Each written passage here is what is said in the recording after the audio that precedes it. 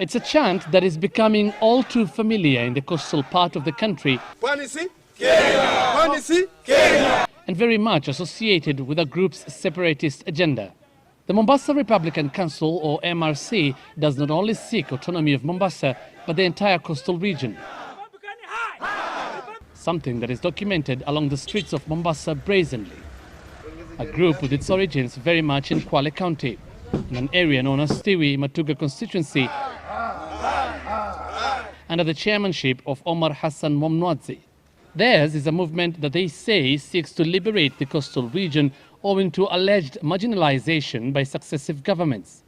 Wewe uko na mtu lakini anakuumiza. Utakubali ukaa naye wewe. Second city Kenya ni ipi? Pwani. Mombasa eh?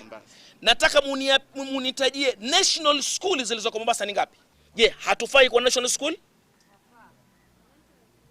Hatufai kuwa na university? They claim to have no funding, no sponsors, and no political affiliations. And the impetus emanates from an agreement they claim proves the coastal region was never a part of Kenya. In 1895, an agreement was made between Great Britain and Zanzibar under the supervision of the government, in which Mombasa was to remain a protectorate under the British.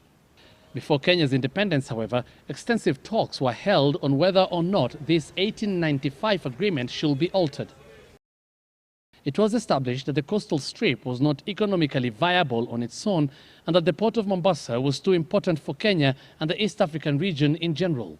So it was recommended that the Sultan of Zanzibar be compensated and the region be made officially part of Kenya.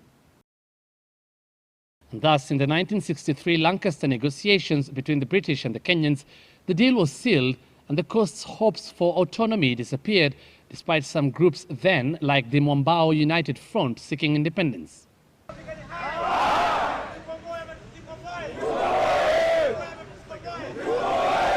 But the MRC claimed that there are other documents indicating that another agreement signed in 1963 by the then Prime Minister Jomo Kenyatta and his Zanzibar counterpart Mohammed gave the provision of a 50-year lease, which meant that the government was to return the region to the indigenous people by 2013. Ndio hii MRC sasa imejitokeza kuweza kumuokoa mpwani, kumtoa katika madhila na unyanyasaji wa dhuluma iliyoko pwani. We have not seen those agreements. We are not privy to those agreements. Let them come and share with us. The area they claim is the coast from Kiunga to Vanga and up to Sultan Hamud. But the government has already listed the MRC as among the 33 groups that were declared illegal organized criminal groups through a gazette notice issued in 2010. It is an illegal group. It is a illegal group.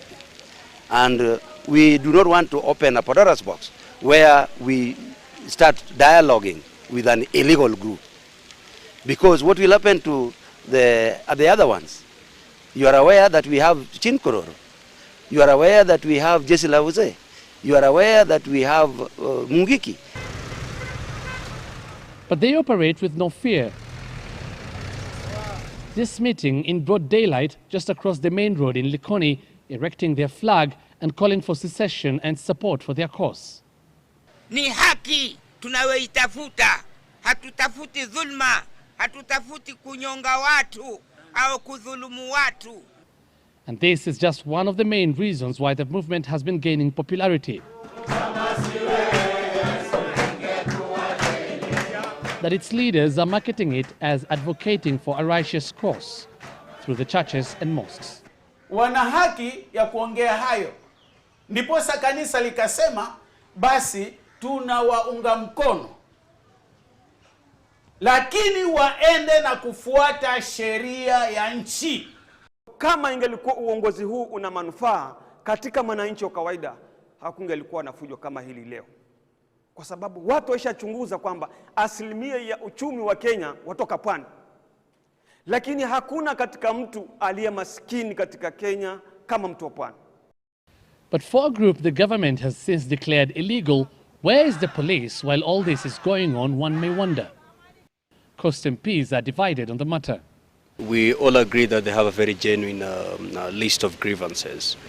But the way they're going about addressing, those grievances is where we seem not to share with the way they want to go about in finding solutions. All their points are valid and they need to be called on the table for negotiations.